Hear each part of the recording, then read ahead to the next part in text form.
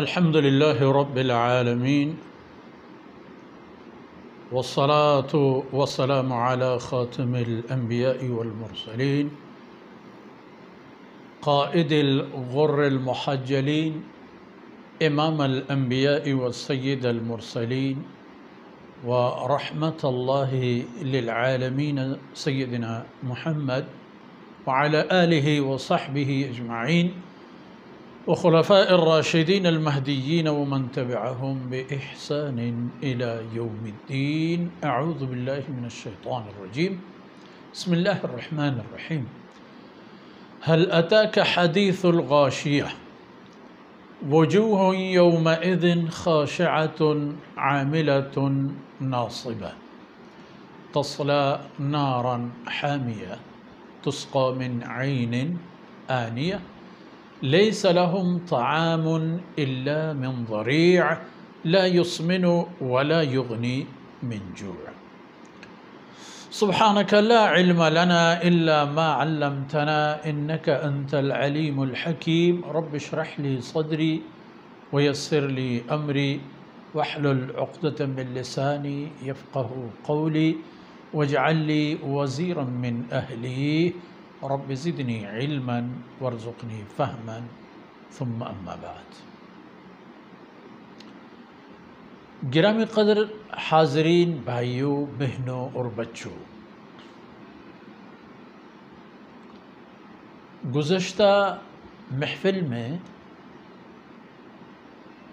سورہ غاشیہ کے مجموعی اہداف اور اس میں زیر بحث آنے والی کوائف کی ہم نے تذکرہ کیا. اللہ رب العزت کا کلام ان حقائق کی نشاندہی فرماتی ہے کہ جو انسان کی مرضی کے خلاف آتے ہیں، جن کے لیے انسان تیار ہو یا نہ ہو لیکن ان سے انسان کو واسطہ پڑتا ہے. اور اس لیے اللہ کے کلام میں ہر بات کی ترغیب اور توضیح موجود ہے تاکہ وہ دن نہ آئے کہ جس حالت کی نشاندہی کی گئی ہے وہ آ جائے اور انسان پریشان رہ جائے کہ اب میں کیا کروں. تو پہلے سے آپ کو بتا دیا گیا ہے. هل اتاک حدیث الغاشیہ، یہ لفظ غاشیہ دراصل قیامت کے ناموں میں سے ایک نام ہے. آیت کا معنی اور مفہوم یہ ہے کہ آیت آپ کے پاس غاشیہ کی خبر اور اس کا تذکرہ آیا ہے، اس کی باتیں آئی ہیں آپ کے پاس، اس کے بارے میں آپ کو بتا دیا گیا ہے کہ غاشیہ کیا ہے، اس کے بارے میں معلومات ہیں آپ کے پاس. غاشیہ دراصل کہتے ہیں اس کیفیت اور حالت کو جو سب کچھ کو اپنے لپیٹ میں لے لے. اب قیامت کو غاشیہ فرمایا، اس بنیاد پر غاشیہ ہے غین الف شین یا اور گولتے یا یوں سمجھ لیے ہائے تانیز. اس لیے غاشیہ کو لپیٹنے والی اور اپنے لپیٹ میں لینے والی کیفیت بتا دی گئی، کیونکہ اس دن جو قیامت کی ایک تو حالت ہے اس میں سب کے سب مبتلا ہوں گے. کوئی ایک انسان یا ایک حیوان یا کوئی بھی چیز اس سے مستثنا یا اس سے خارج نہیں ہوگا.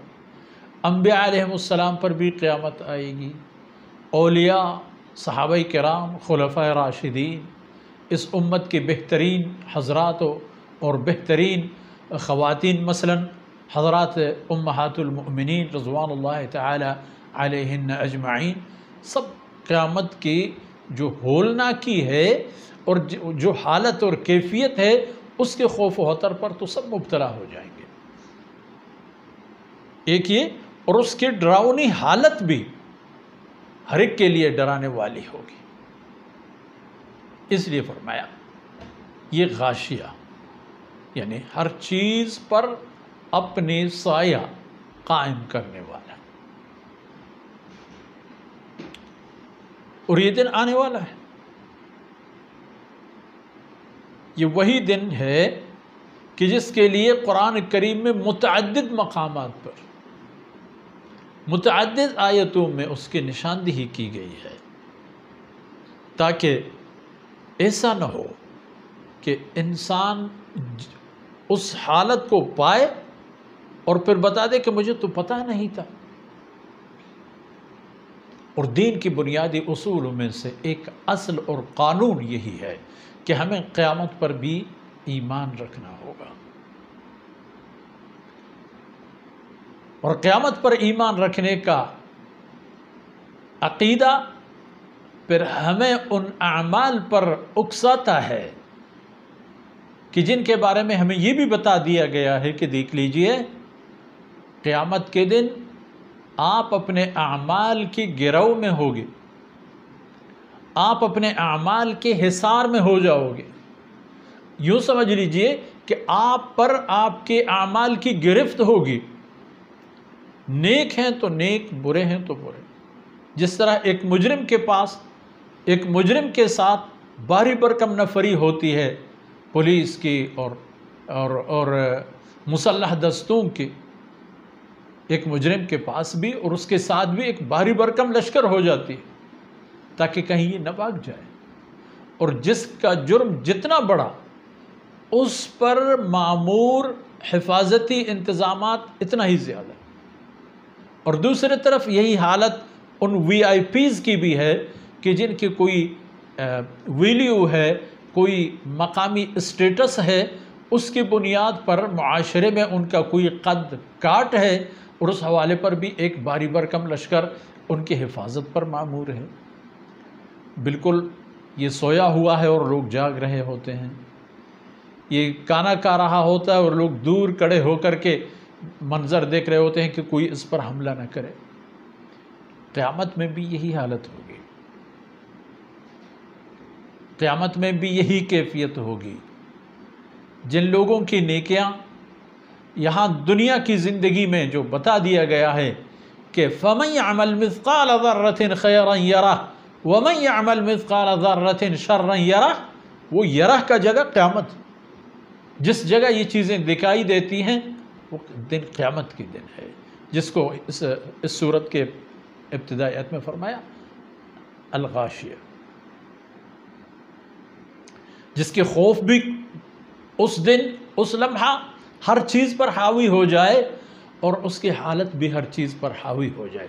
ہر ایک کو دیکھ لو گے کہ خشک اور بیکار بیٹھا ہوا ہے، نہ کسی کو اپنی تجارت کا غم ہے، نہ کسی بادشاہ کو اپنی سلطنت کا فکر ہے، نہ کسی عابد کو اپنی عبادت کا فکر ہے، نہ کسی زاہد کو، نہ کسی چور اور ڈاکو کو.